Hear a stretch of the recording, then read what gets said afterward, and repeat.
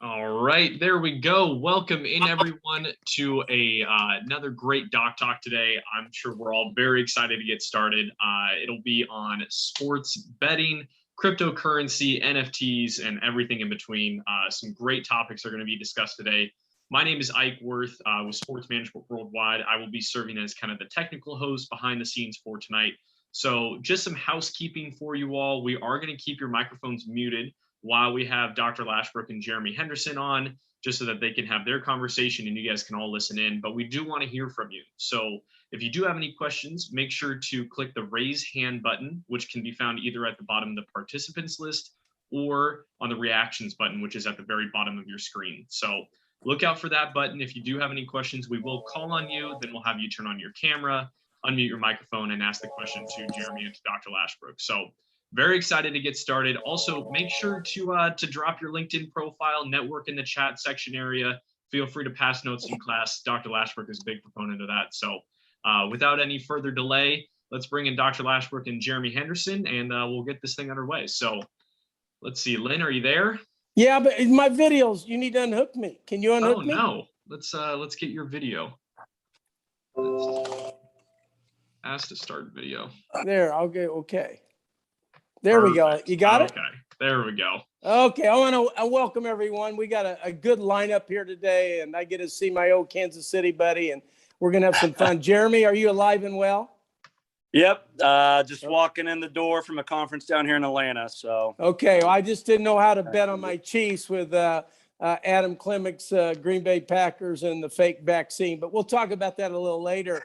And it's really good to have you in, and we'll have more coming in here, so everybody have some fun and sit back and relax. Jeremy, I want to start as we do all Doc Talks. I know you may get tired of it, but we're from the great city of Kansas City. But tell them your story growing up and how you got to where you are today, respectfully. And then I'll get into my questions, and we'll open it up to questions very soon because there's a lot going on. And we'll even get to the point I learned this morning on driving in, the fractional investor for a digital shoe, which I'm still trying to get my arms around since I started with the Nike waffle shoe way back in the 70s. But we'll get to there. But let's go ahead and talk about your background growing up. Sure. All right. So from Topeka, Kansas, migrated to Kansas City, played college ball. And then, started a family young, had to hustle. Started a cinnamon roasted almonds, pecans, and cashews business, selling at malls and festivals, right? Straight out of, actually, while I was still in college. And, it's just, I had that entrepreneur bug all along. I worked for somebody else for a little while, but I started brokering tickets on the side in like 2014, got lucky, the Royals, right? That kind of pulled me in because we made our run. And then the next year, the World Series, just by dumb luck, Hamilton, the Broadway play was starting up then. So then I was full scale, on my own after that. Built up a pretty good business from zero to about 2 million in less than 18 months. The business changed very, very quickly, right? Basically, all these big companies, Ticketmaster, they were storing all of our sales, obviously, and they figured out how to pretty much cut out the broker. So that business was deteriorating very quickly. All along, I was very much a gambler just by birth, right? And always was betting games. Thirsty for knowledge, okay, who's actually out there winning? Who's not full of shit, right? Who's actually the guy that's winning? And so I was always chasing that rabbit, found the guys that were winning, got connected to them. I was getting accounts for them, right? And making sure that, they got paid, or we were just 50-50 partners on it. And, they'd be betting into us with this software, and because some weeks we'd get no bets, some weeks we'd get a lot of bets. And then I was like, well, I could build, that software. And so I met a business partner. Because of tickets, I had this aggregation type business for I knew hey, I want to list my tickets and I want them to be broadcasted everywhere, right? And I want to be able to move with the price. So it was very similar in that aspect to build out this this point of sale software to bet sports on, right? Through hundreds of accounts around the world on different software packages. So we did that, and it went pretty good. Actually moved my family out to Vegas in 2017, my wife and second grader, kindergartner, and 3-year-old. Most everybody here thought we were crazy, but it was a good experience, and was just had a year to be closer to my customers. Still have equity in companies there. We're in the process of buying a peer-to-peer sports betting exchange that's debased in Bitcoin, and we're going to try to add the Lightning Network to it, right? Which I could get into that later. That's actually why I'm here in Atlanta. Is Lightning Network's the layer 2 that operates on top of Bitcoin to make it more efficient. It's native to Bitcoin though. And then Corona hit, and as I got bigger as a bettor, it was harder to scale.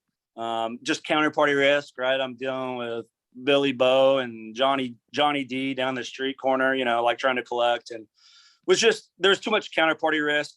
Right. So Corona hit. It was I was already kind of swing day trading some cryptos anyways, and so I just went full-fledged there, and it's been really good to me. Bitcoin was like 4,000, 5,000 then, and we're at 62,000 today, and I've had a lot of other coins I speculate on that have done really well. There's just a lot of brilliant minds in the space. I love it. I love not having to bet at nights anymore. My kids are getting older, and that's kind of my 5-minute story. And Jeremy, remind me, but you came to us as a student in a course, I think esports, and Ike and you connected. I appreciate Ike's leadership in that. But I came to you. We went to a conference back in Boston. All the European booths were saying this is going to be crazy. And your comment before we get into crypto and NFT, let's still stay on sports betting for a minute. The growth of the industry, the legalized of betting in states. Just talk about the last 5 years and where it is and where it's going. Yeah. So I was moving back from Vegas literally when they passed the law to be able to bet outside of the state of Nevada. Right. And look, it's just getting very centralized. They're not a friendly atmosphere. It's very hard to scale, right? Like you have to pay hundreds of thousands, if not millions per state, right? I've been limited to $5 before on bets, right? Like they'll just kick you out, or they just, they'll just put you down to $5 limits, right? And it's just nobody. You'll see it from time to time too. They're all following a couple books offshores. So when those guys offshores put up a bad number by accident, you'll see the whole city of Nevada, or the whole state of Nevada, right, or anywhere, anywhere now, they'll put up a bad number because nobody wants to make a market, right? It's really hard to make a market. Right. And so, look, it's been weird, man. It's been weird. It's just been a big consolidation. Right. But correct me if I'm wrong, as states do it to make up some funding shortage, and Oregon included, they still have geofencing. They won't do college. But at the end of the day, I read Mirage this morning is transforming their casino mostly to sports betting, if I may, that footprint. So the sports betting growth globally is huge, and it's going to get more huge, right? Yeah, it's they're all figuring out too. It's got to be very digital, right? Like that's the way people are consuming it. Of course. And because beforehand they looked at it like a loss leader, because they're looking at it by square foot profits per square footage, and you're not touching the slot machines. So they were renting a lot of their spaces out, and now so it's growing. It's big business.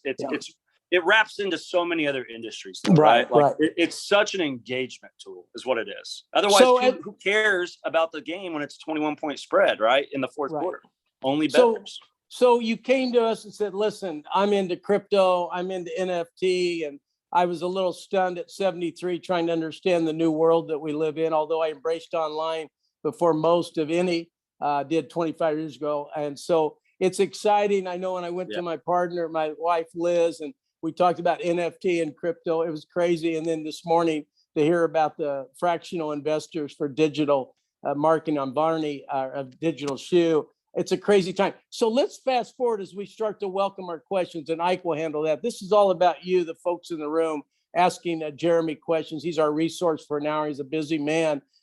Just give us a state of the future of the maturity that's going on. Crypto, Bitcoin, the Tom Brady announcement. Just kind of give us a take on it before we go to questions and answers. Yeah, so that's Solana. All right. Tom Brady signed up with Solana. That guy's name is Sam Bankman-Fried. He is 29 years old. He is a self-made billionaire, 22 billion. He's a quant trader. He's a brilliant. I've actually had a chance to chat with him a couple times. Yeah. He's brilliant. He's killing it. He just bought the rights to the Miami Heat's arena for the next 17 years. And he's FTX is their exchange. They're killing it in regulation too. And, you know, if you look at the umpires or did look at the umpires at all in the MLB, you probably noticed they had FTX. Steph Curry tweeted a couple months back, hey, starting to look at crypto, or what do you guys got? And then the next day he announces that he's an ambassador for FTX, right? Like the dude is just strategically going to blow the United States out of the water. So Solana's 240 now. I got into them when they were at $2. And funny story, I accidentally sent 500 to a wallet, and I don't have the file I need, and I'm still trying to retrieve it. And those funds are now worth around $120,000, and I can't get them. So that's Solana. He's doing great. That's Tom Brady. He'll be in the sports betting mix. Make no doubt about it. He'll be in talk soon. to us about NFT, the creation and where it's going. Just the NFT, the non-fungible tokens. Look, I mean, that's still up in the air. So one thing I've been studying that I think that NFTs fit into is the meta universe, right? What, you know, so like you heard Facebook's changed their name to Meta, I guess. Like, you know, what's the line between, you know, a digital community and a digital economy, right? And I think that's where we're headed. Like in the 20s will be mostly about a lot of things, right? Very, very crazy times right now. But I think a lot of it will be like, this is a transformation from digital communities to digital economies, right?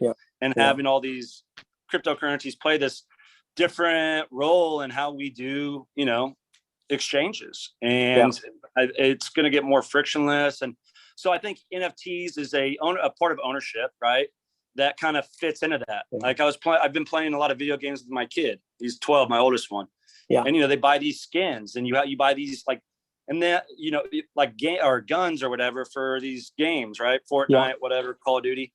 Well, doesn't it make more like, you know, you spend $500 on it and then all of a sudden you're done playing the game. Doesn't it make more sense that there's this place to go and exchange these? Yeah, that's right. So let me ask you the question: what should people know about this industry? Not just job opportunities, but the understanding. I know in the course we're offering, you're so resourceful and you'll take any question. I want to encourage anybody that has a question, don't be afraid to ask, because Jeremy's here, treats everybody the same, and he doesn't talk down to you. That's what I love about him explaining this. In the industry's growth, what are the opportunities out there for somebody that wants not just learn it as a user, but maybe be involved on the business side? Just like I think the agent needs to know this investment strategy. I think everybody involved in sport, been representing athletes, you better understand this, that you can't just, I've heard about it. You can't do that with your client, because clients, these players start talking to each other and they're in. And the NFT is an example of that. Look, it's better. It's easier to succeed, right? In my opinion, when you're working with better money. And that's what we're doing in this space. Look, it's frictionless. I don't know, like, let's say if you're an agent, you're taking rent seekers out of it. You don't need Nike. You don't need all these different brands, right? The player owns his branding, right? He gets to go. It's frictionless. You get to go connect with the end user. There's not these layers that are rent seekers taking profit. You get to make more and work more directly with your audience. And I think that's a big part of it. Let's go to some questions. Now, first we'll bring Adam in with our staff. Adam, come in with your introduction or question, then we'll go to Sophie. Go ahead, Adam. Adam's a little slow. He doesn't know how to press his button. He's a little crypto. Adam, are you there? Yeah. Well, don't be so. For being with our company, I'd like to think you can get on a little quicker than that. We put men on the moon. Give me a break. Hey, Jeremy, how are you? Hey, good, Adam. by the way, I love your course. I've had nothing but great responses from people that have taken your course. They love everyone in it.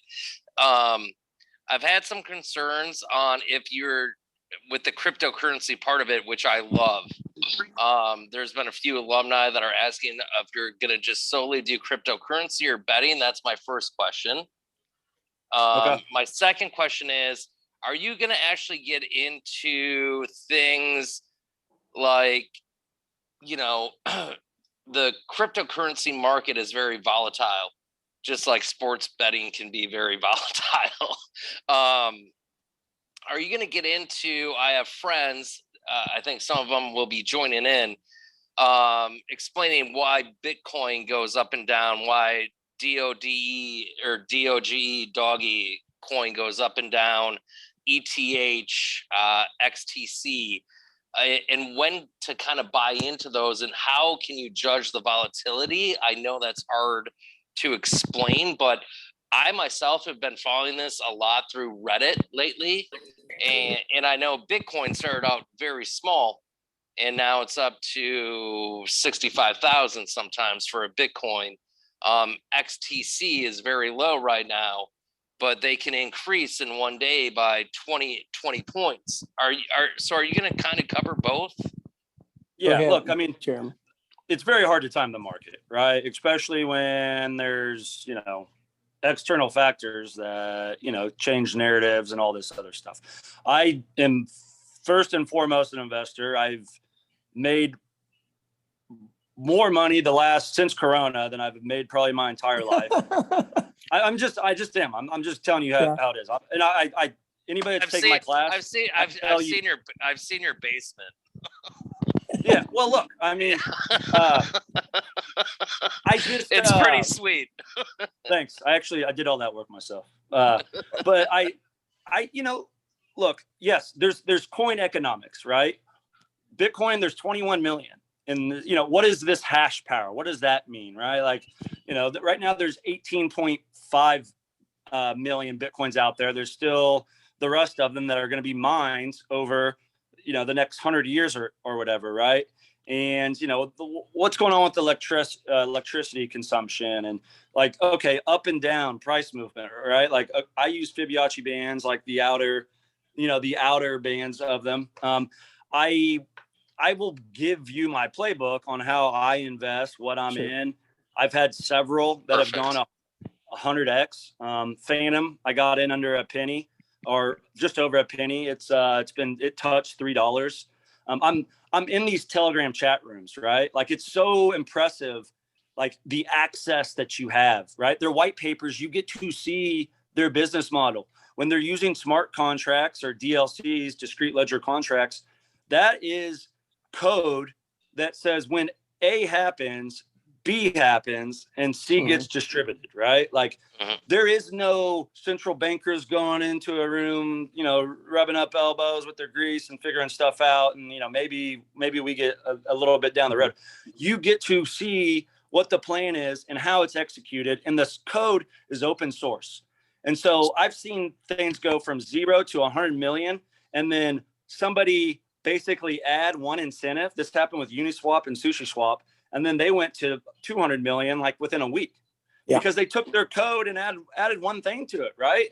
And so it's so much like you hear the bad parts because it's such a, first they laugh at you, then they try to fight you and, whatever that whole saying. But this is so disruptive. This is so more transparent. This is going to be a better product in the long term because centralized powers, they sue the shit out of you if you try to get anywhere close to what they're doing. And in this world, dude, the innovation goes so quick because everybody has access to it. And you don't have just bad actors trying to hack the system. You have good actors pointing stuff out too. So Adam, anything else?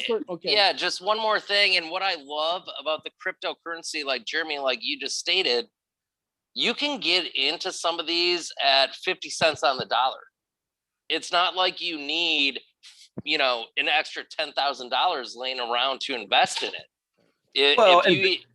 You can buy $10 worth of Bitcoin. You can buy $10 worth of Bitcoin, right? Like you don't have to buy a whole Bitcoin or anything like that, too. Tom right? Brady's giving it away.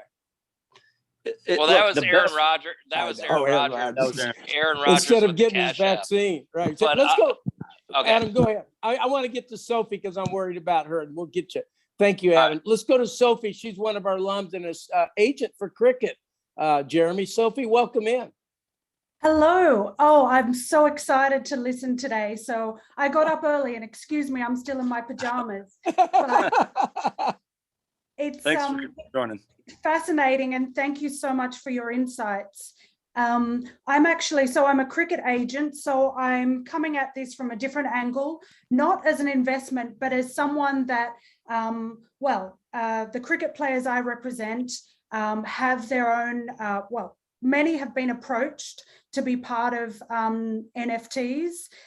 We have quite a few issues with leagues and tournaments and governing bodies trying to take the intellectual property of players.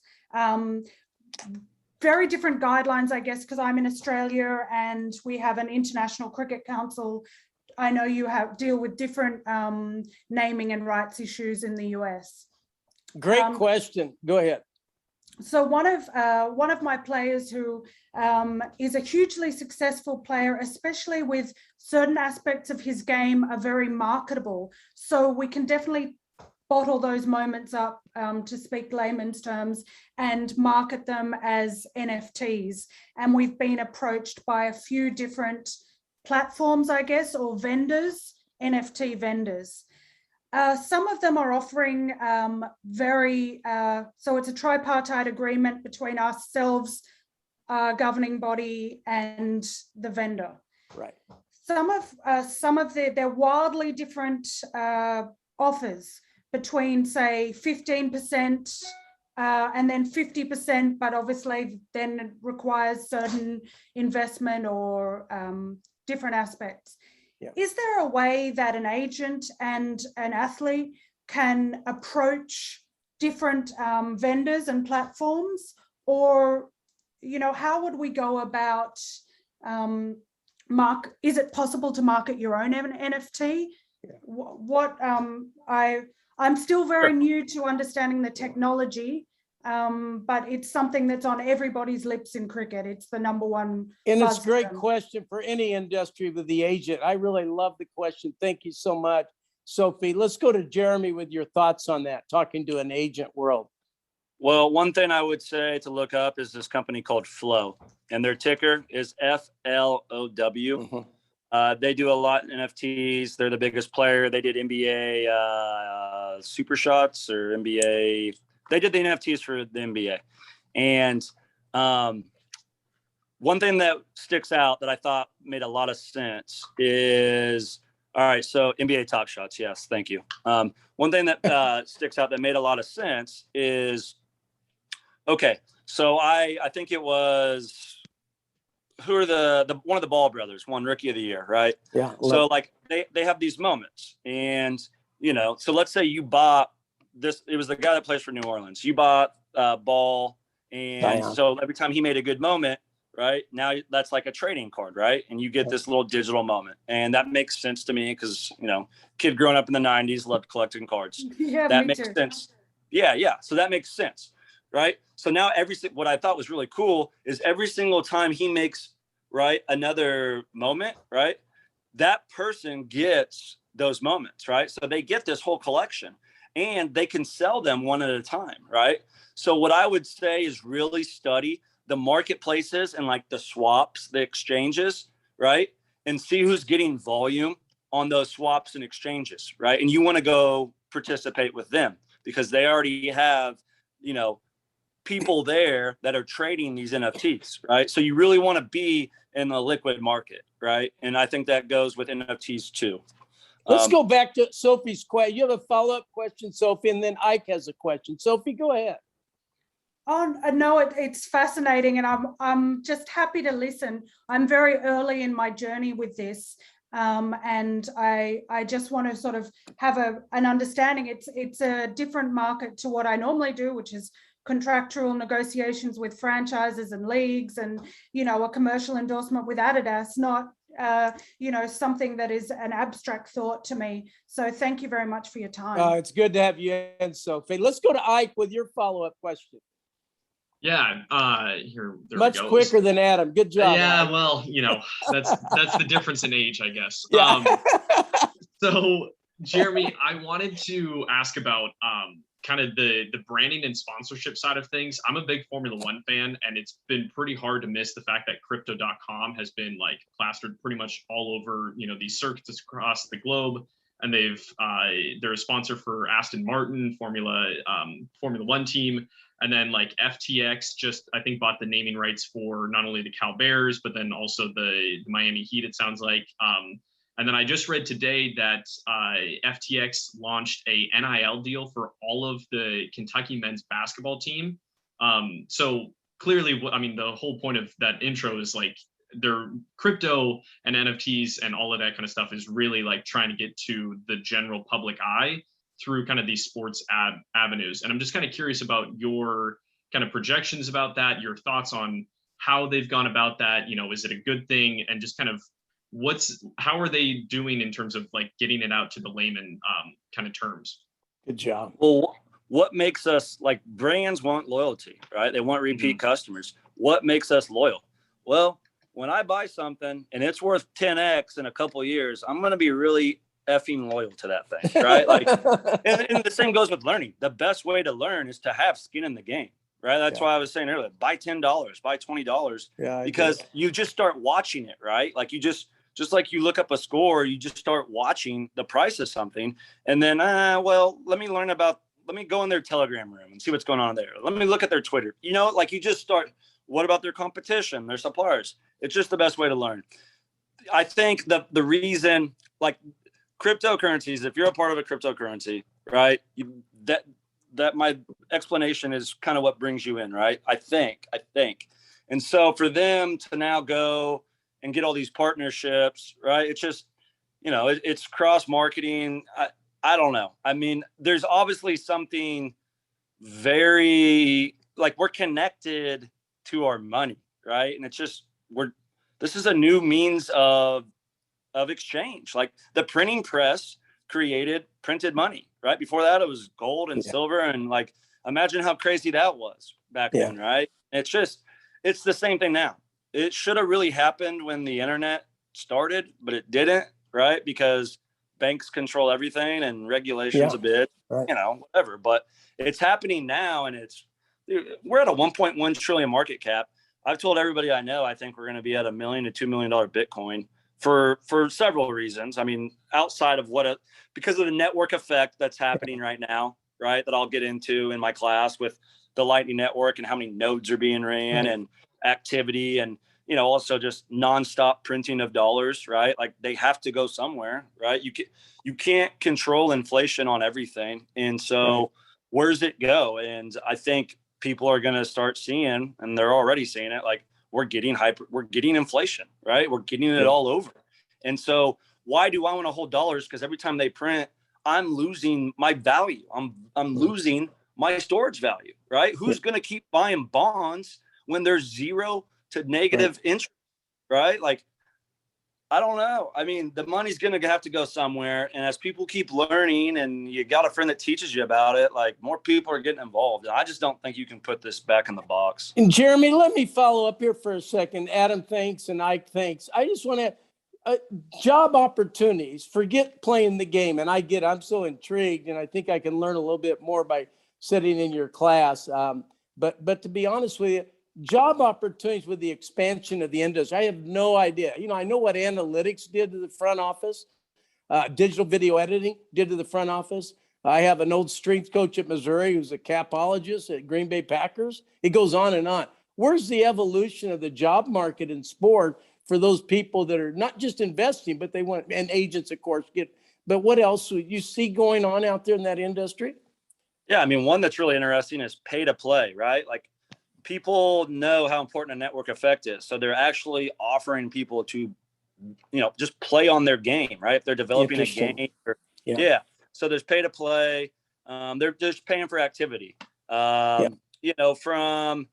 have a couple different jobs lists that I get. A lot of coding, a lot of programming, a lot of community managers, right? If you want to be able to work, from home, which is much more accessible now, There's a whole lot of that. Yeah. It's a very, look, this is all very much like community driven type projects. And, you know, like they give you governance, right? So like voting and just whatever you consume, right? Whatever you're good at, I would suggest, and it's so much easier when I'm like talking to somebody one-on-one, right?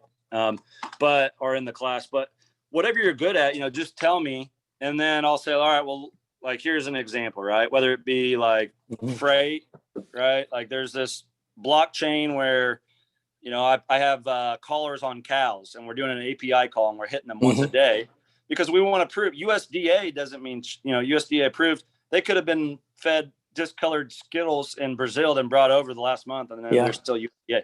Well, this proves that, you know, it's called proof of life, right? Proof of location, proof of life. Yeah. This proves that they were on this public blockchain. It proves that they were on the, you know, this Midwestern pasture eating this grass, right? Their entire life, every single day.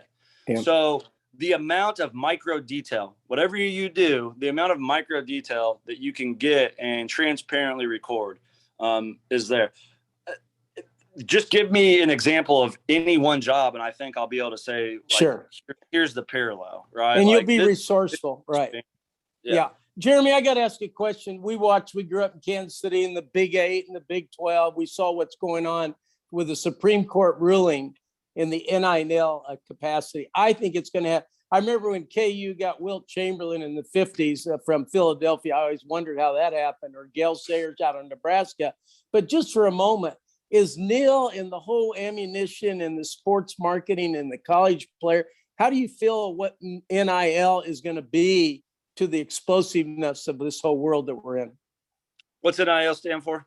NIL, name, image, and likeness. And basically a kid can monetize. So a college kid, or like Ike was referring to in Louisville, I see a bizarre opportunity of expansion of endorsements, just no different than Aaron Rodgers involved. I think we got a whole vertical there.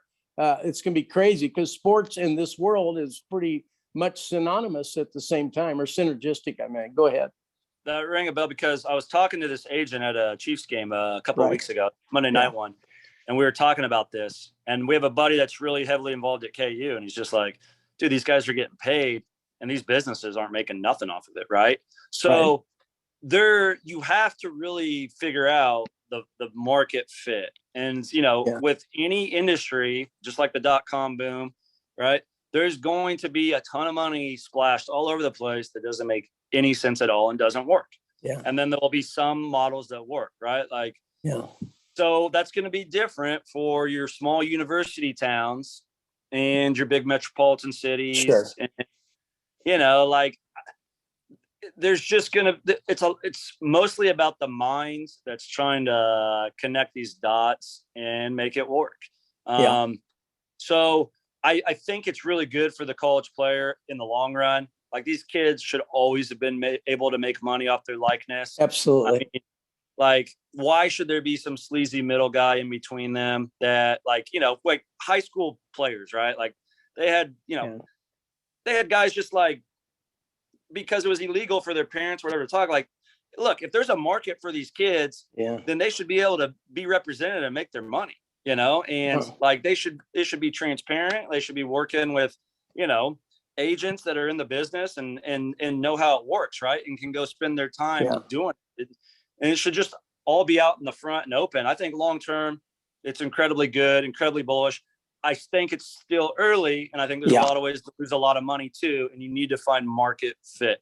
And I don't know that is just screaming. It's not like everybody's throwing darts and winning right now with you know, promoting these kids. It's not quite as easy as I think some people probably anticipated. So. You know, Jeremy, I'm going to go back to the SMWW philosophy, the 8-week course. You come in as a resource, you take questions from the students in there, no matter what the question was, you're resourceful. Let's face it, a book today would be outdated tomorrow in the world that you're in. If you're in Orlando, I remember we were in Boston and we didn't have this conversation that we're having now. I guess in the growth of sports, and I see a 2.0 revolution, COVID in sense was good for sports in a lot of ways, because I mean, though they didn't get their attendance, look what's going on now and the sports betting and everything like this. Give me a little bit of the future, being your prognosis of the world that we're in. We're at the tip of the iceberg, if I may. You're down in Orlando talking to people that are in the industry. They're all trying to follow the tea leaves. What's your kind of prediction of the world that we're in right now that you're in the middle of? Well, I would say with the combination of who we're talking to right now with, SMWW in mind, like the biggest growth opportunity. I mean, I think e-gaming is going to completely keep exploding. Yeah, I do think there is a lot to the meta universe, and you sent me the article about, okay, you buy a pair of shoes and then you would also have these pair of shoes in your video games. Yeah, right. Now you can wear these shoes in your video games, Yeah. and maybe they give you, a little special power, right, in this video game. So how do you take a real world asset? Well, I'm trying to do it with cows right now, right? We're NFTs and cows, right? And so you could basically buy a quarter of a beef and then also sell part of it back on the market is what I'm envisioning. So fractional ownership is what I really think you need to concentrate on. The meta universe and how NFTs kind of fit into that. Sandbox is another one that I invested in. It's just a group of programmers that build meta universe type products. And I mean, that's it. I think it's just, how do all these real world products also manage to establish a brand? And a lot of them won't. There's just going to be a lot of new ones that pop up, just like Facebook and all Twitter and all those guys weren't even around 20 some years ago, right? So it's going to be a lot of new players coming in and challenging the incumbents. So it'll be interesting. So we're both from Kansas City, and we always remember Wizard of Oz, and I don't think we're in Kansas anymore, quote unquote. That's the world I feel like we're in. Adam wants to ask another question. Adam, come get back in. Try to do it in a few seconds and not 2 minutes. Go ahead, Adam. Press the button. All right. Last question. So obviously, that was fast. Lynn and I have obviously represented a few players in the NFL, and you've seen Trevor Lawrence took his full signing bonus in Bitcoin. Aaron Rodgers is promoting the Cash App and gave away $1 million worth of Bitcoin. Do you see that influencing with sports players the way they are doing things with cryptocurrency? And I know you hinted on it earlier about gold and silver, and then we translated to the dollar. And now I know my father's in here. Yeah. And he doesn't know much about cryptocurrency, but is interested in it. Do you see that at some point with the athletes involved in the way it's going,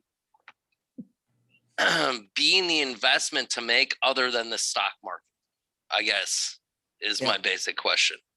I own no stocks. I don't want to be a part of something I can't trade 24/7. I want to own my money. I want to own my assets. I don't want a third party that can block me off. You get pulled in and you start realizing these guys aren't wacky punks. These are really smart people. And there's this, they want good things. Look, if you work, your money should represent your time, right? And it should become more valuable as time goes along, right? The pizza that I made 20 years ago at Pizza Hut, right? And I made $6 on it. That $6 should be worth more now. It shouldn't be worth less, right? I should not lose my money as time goes along. I shouldn't have to reinvest. If I'm a dentist, I shouldn't have to reinvest it, right? Or all this other stuff for it to accumulate value. And that's what we're seeing. The athletes help. I mean, they're these businesses are real deals, right? There's going to be, they're just going to be able to do businesses with smart contracts, right? What can money do? Well, now you can put it in a contract, right? And when my container of cattle go across customs, it's getting hit with an API, and then those funds are locked up in that smart contract, and they get transferred, right, to me when it goes across customs in Mexico, right? Or when it gets to point whatever, right? And it goes, so it's just about smarter money, better money, money that has economics built into it for it to go up in value versus, decrease in value.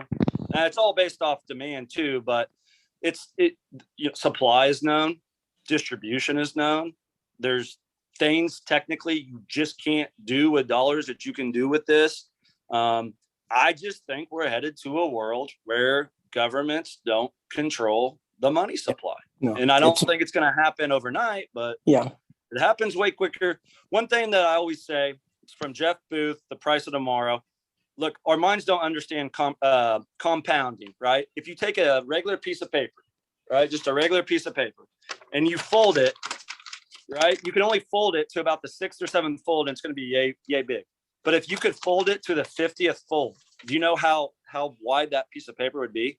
Yeah. It'd be from the ground on Earth to the sun. Right.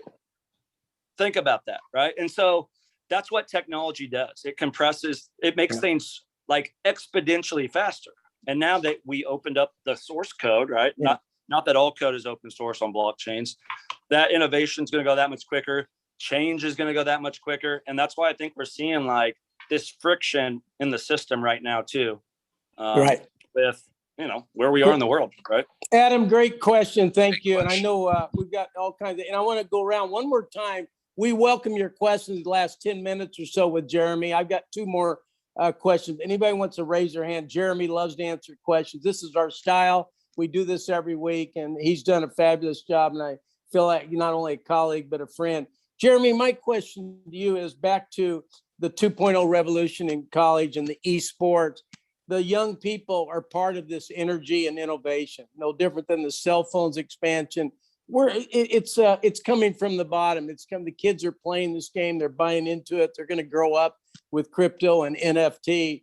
I call it a revolution. Am I right that what we talk about our next doc talk on this might have totally even expanded topics? It's not going away, the innovation, right? It's not going away. It's going to change the way we work. It's going to change the way we hold money. Digital communities to digital economies, right? Yeah. And if you're involved in the right one, then, you'll basically be able to, I think, kind of work from home and be involved in this community that you're passionate about. Yeah, this is only going to keep getting bigger. This is not a fad. One last question. You're in Orlando. Give us an idea of what that convention's all about. Give us an understanding of the colleagues in the room and what's going on, because there's so many different things happening at once. You have to keep up with it, and you're always willing to grow. What's this convention about, and who are the people there, and where are they from? Well, I'm in Atlanta. Okay. And this is TAP. Yeah, it's called TAP. It's a Bitcoin maximalist conference. They call other coins pretty much shit coins, right? Like these guys are all about Bitcoin, and they're gonna, building very program heavy. I'm kind of one of the older men in the room. It's a very, very young gun game. I mean, I'm just blown away. I'm serious. I'm just so blown away with how smart young people are now. Yeah. I mean, back in my day, right? I'm 36 as of a week ago. Like, if your dad didn't teach you, or your grandparents didn't have an encyclopedia set, you're screwed, right? Like, you just weren't going to be as smart. What's the excuse now? I mean, every answer's out there. It's incredible. So, and these guys, you see that in these young people, right? Like, it's just incredible. The skill sets that they have and can offer at such a young age blows my mind. So that's who's here. And it's very program heavy. And it's I'm learning about DLCs, which will help us with our exchange. And we don't want you to trust us, right? We don't want you to think we can run off with your funds. We want it to be in a smart contract. So when you bet somebody else, your guys' funds are right there, and you don't have to trust the bank. You don't have to trust us. That's who's here, and that's what they're trying to go after. Jeremy, one final question for Mike, and then we'll let you go, and Adam will stay in, answer any questions with anybody.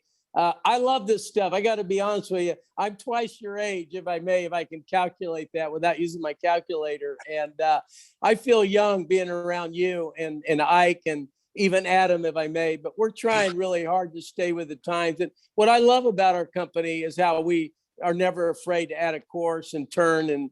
And we're just lucky to find our partnership with you. And we appreciate your sincerity and contribution to a crazy field. And it's fun. And I feel lucky. I can't wait to get back there and have barbecue with you. But it's exciting. Ike, your final question, and then we'll let Jeremy go back to work and make some money, and we'll wrap it up with Adam. Yeah, sounds good. So I kind of got a bit of a two-parter. The first one kind of on that token side of things as it relates to fan engagement.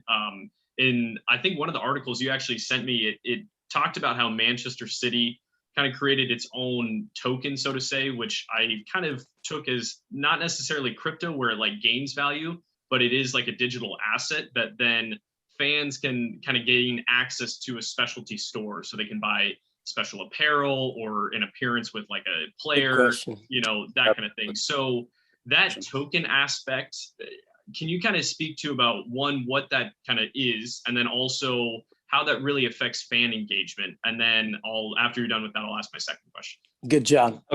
Okay. Yeah, that is a good question. All right. So I actually didn't read that article, but I think what it is and what I'm envisioning, I could be wrong, is okay. So now, yeah, you own shares of that company, right?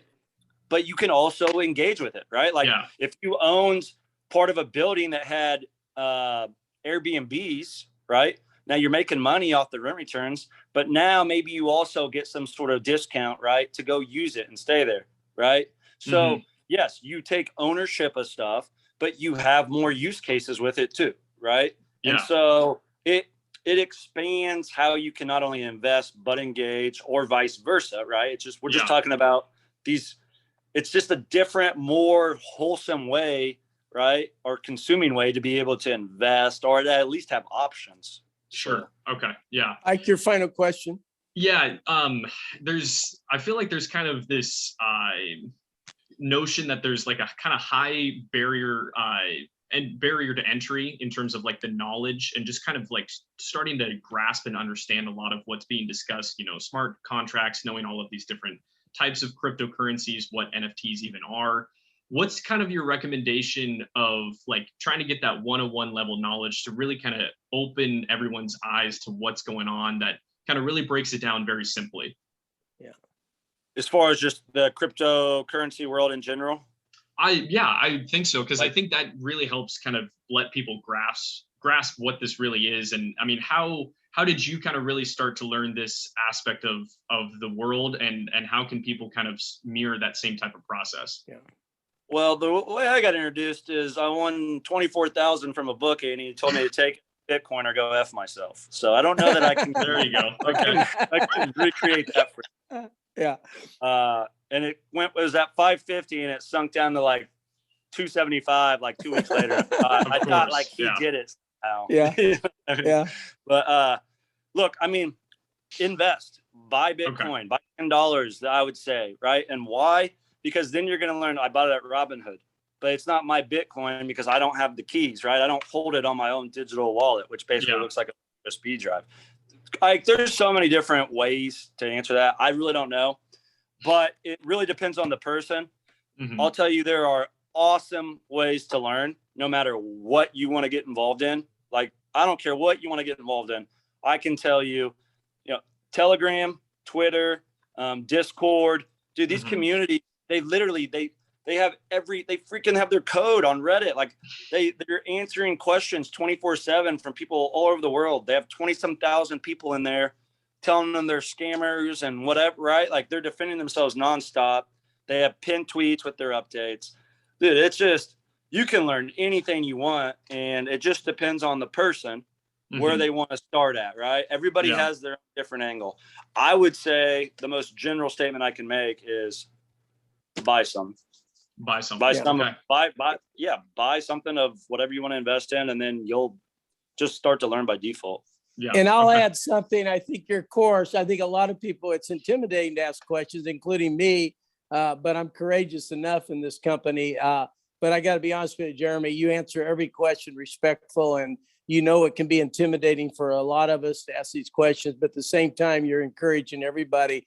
This is an industry that's not going away, and it's exciting. And we'd love to get more people involved and help them understand, particularly in the sports world. I think having Sophie in there with her cricket question. A lot of agents are going to come to our company, Jeremy, because they want to learn more and understand the business. And you do a great job explaining it. And we're lucky to have you as one of our faculty. Hey, fix the money, fix the world. That's what Okay, I I love you. Jeremy, Yeah. have a great one. Take care of that family. I'll get back to Kansas City and go Chiefs. And let's see if we can win that game. Not this weekend. Thanks, Jeremy. They I'll play let our you go, Jeremy. They play our Packers. Yeah, I know that. I know. Yeah, right. Well, lucky for us, you don't have Rodgers, so feeling much better than I did a couple days ago. Give me some love, right? Okay, Adam. Hey, do you want me to stay on for any questions from them, or are you guys? Yeah, I would love. Yeah, Adam, go ahead. I'm gonna set.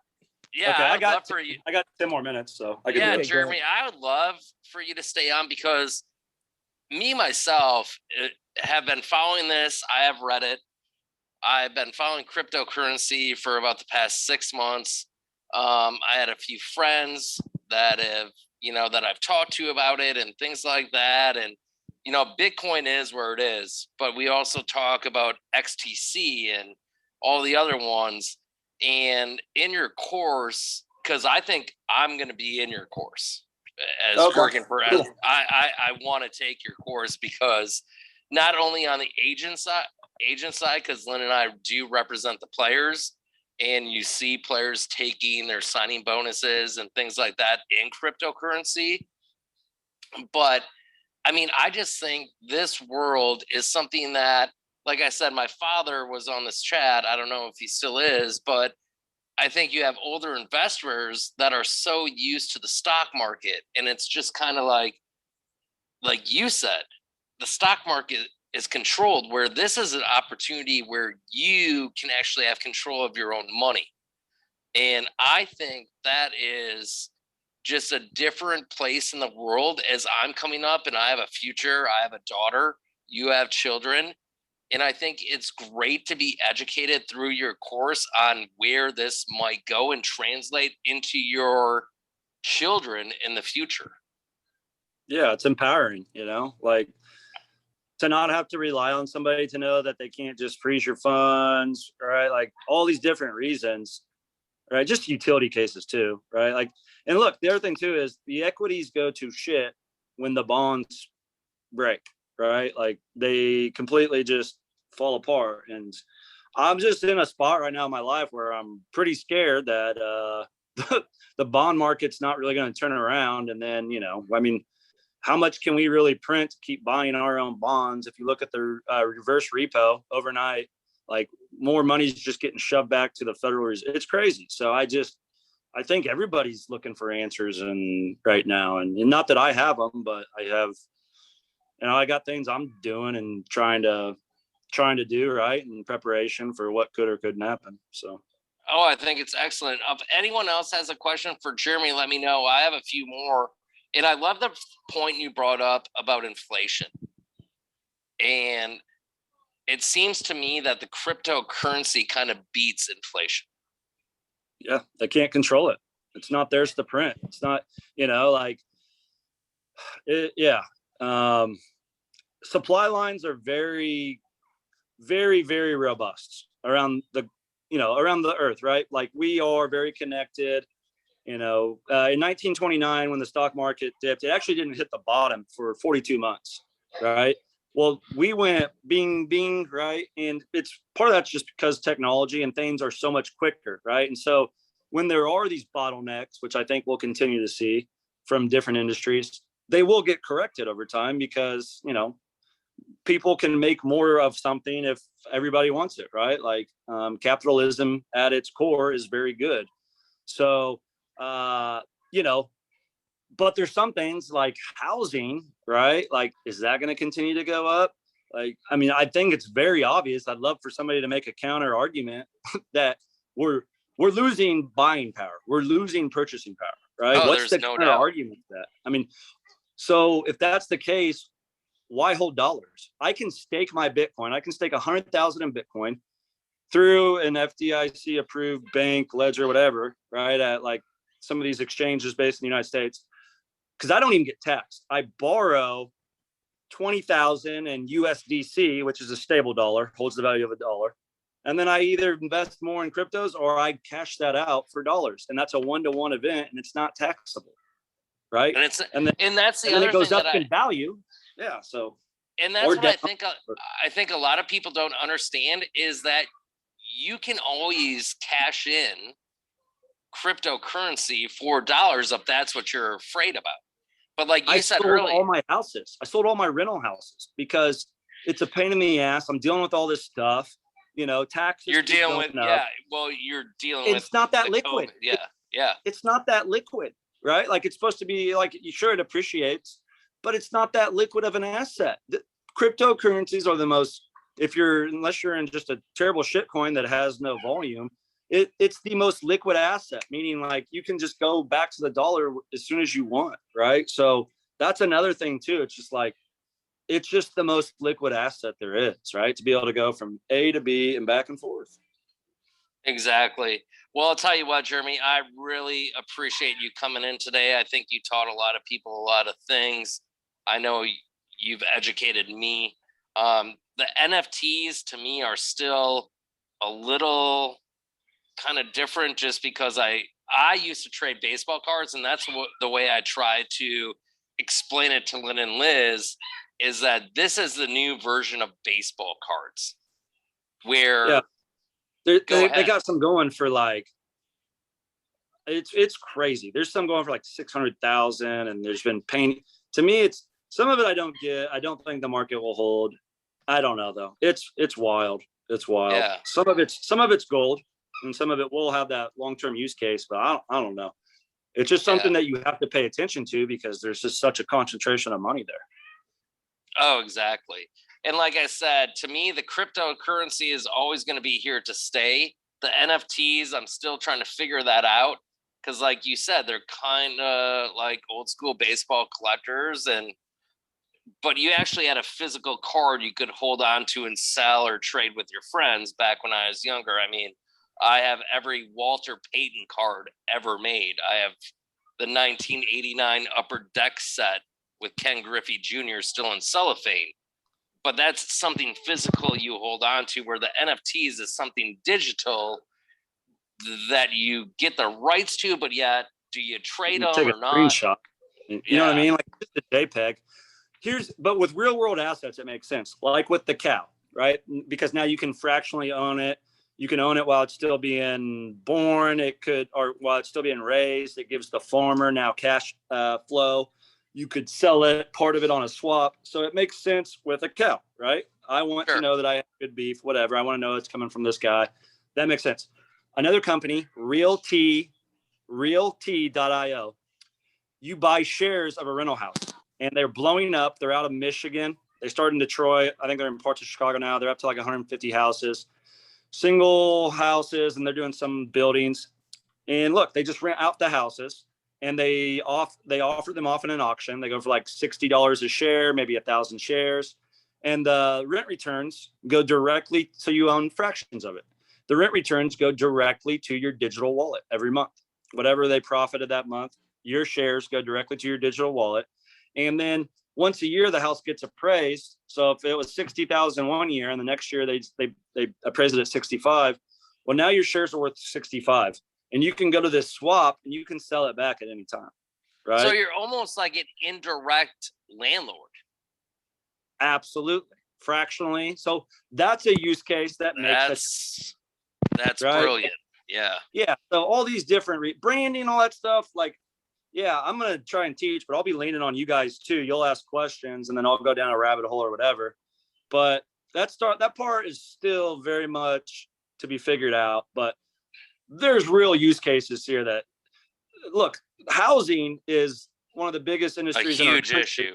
And who has access to it? Unless you have access to debt, right? Like a guy coming out of college, he can't go do that. Now he can. And like, he's going to learn more about houses that way. He's going to be a better investor. Like all these protection laws against letting people invest, it's bullshit. Like let people go invest, let them get scammed if they get scammed, let them fall on their face. Because you learn that way. And in the long run, you learn, like, I got to manage my bankroll. Like, I got to be a better judge of character. Like, yeah, that's kind of my sense on NFTs, like use case right now versus what's this going to be, or will it be a thing? We got another quick question before you go from Scott Marshall. Scott, go ahead. Come on in. Scott's one of our successful agent advisors. He represents actually a sailor that's getting a documentary done about himself, the first African-American sailor. He also has first African-American sailor, I shouldn't say that, but and he also has like a 15-year-old future Formula One racer as one of his clients as well. So Scott, go ahead. Yeah, my quick question is, between Bitcoin and the crypto, are they the same thing, or is there different companies you should stay away from? I mean, is there a certain like license? Like if I go to NFL.com, I want to buy a jersey, I want to go to the NFL.com. I don't want to go to secondhand from like a Chinese company. Is there a certain company you suggest we should start with, or? Well, if you're going to buy, I would say start on a exchange. FTX.us is where I would start. They're the quickest on deposits, withdrawals, cheaper fees. That's where I would start.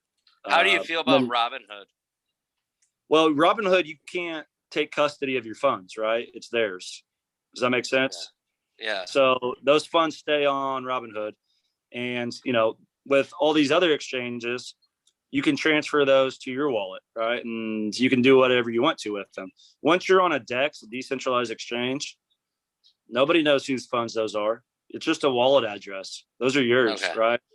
It's anonymous. And I think that's I value my privacy. I got off Twitter.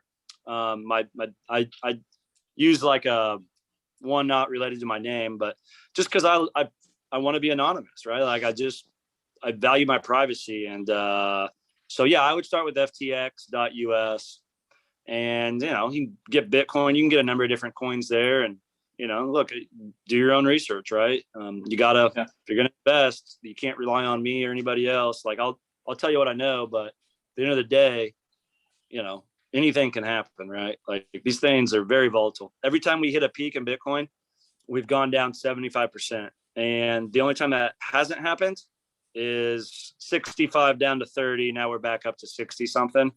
So I saw that today, actually. It's a volatile market. You gotta have the stomach. That's what a free market looks like. When you don't have the Fed coming in, pumping money into the system, right? That's what a free market looks like. That's what you get when it's trade 24/7, 365 a year with no interference. Well, yeah, I had a friend, knowing that this was happening today, sent me Bitcoin's up 42.999%. DOGE coin is down 3.13%. And then ETH is up 6.4%. But I know Bitcoin was down to like 33,000 not too long ago. Yeah. And look, I mean, March of 2020, it was at 4,000. So, I mean, I've had coins go to zero. I've been scammed. And I can explain how that stuff works in class and how I got scammed. And I've had a lot of 100Xs, right? Not a lot. I've had a handful. I've had a bunch of 10 to 20Xs just in the last year. And, I'll explain what I look at. The class was like, I think we said 2 weeks for sports. And, we have an outline too. I very much try to always play to the class. If I'm lawyer heavy, it will look different than if I'm marketing heavy or whatever, right? So I have no problem getting off the schedule if it helps the class, and that's what they want. And that's a great leeway, because I know you got to go. And I think ultimately, who's ever left on the chat, there is no doubt you're going to learn not only a little bit about sports betting, but also a lot about cryptocurrency. And Jeremy, once again, thank you so much for coming in. We'll let you go. I know you're busy. And all I got to say is Jeremy's class is coming up on November 15th. Go ahead and feel free. If you're an alumni in here, you do receive a $300 discount if you would like to take his course. I suggest anyone that has taken any of our agent courses to take his course, because a lot of players are now requesting their signing bonuses or part of their salaries in cryptocurrency. We also have a $100 discount, just crypto, all under caps, to go in and sign up for Jeremy's course. I know I'm going to be in it to go from there. As most of you know, we have 30 different classes when it comes to any sort of sports, whether you want to get into scouting, analytics, broadcasting. They're all taught by industry professionals. We have partnerships if you would like to go on to get your master's or doctorate with Concordia University of Chicago. Also, we hold conferences. I believe we're trying to do one at the MLB winter meetings. We got to kind of wait on that. Also at the NFL Combine. And any alumni, $300 off any future courses. And any new people coming into this chat, you would receive a $100 discount when you sign up for a course by using crypto in the discount code. Ike, anything else? Adam, no, I think that's pretty much it. So thanks to everyone for joining in, especially thanks to Jeremy and Dr. Lashbrook for putting on this session. I know I'd learned a ton, so I'm actually going to check out that realty, because I've been curious about trying to break into, I think into the real estate market a little bit. So that's exciting. I wish he would have brought that up earlier, because to me, that seems, especially in Detroit. Yeah, because it's huge. Detroit will fight itself back, and I guarantee, which it already kind of has. Yeah. But I guarantee you something like that, to where you could invest in real estate without actually buying a house yourself, to me sounds very interesting. Yeah, I agree. So yeah, thanks again to everyone. Jeremy, thanks for sticking around for as long as you have. Enjoy the rest of Atlanta. I'm sure they're probably still celebrating the World Series win too. So go out and grab a beer. Yes, definitely. I might do that. Yeah, I might just do like it. All right. All right, everyone. Enjoy your evenings, and we'll see y'all in the next one. Thank you so much, Jeremy. I appreciate you, man. Yeah. Thanks for being here, guys.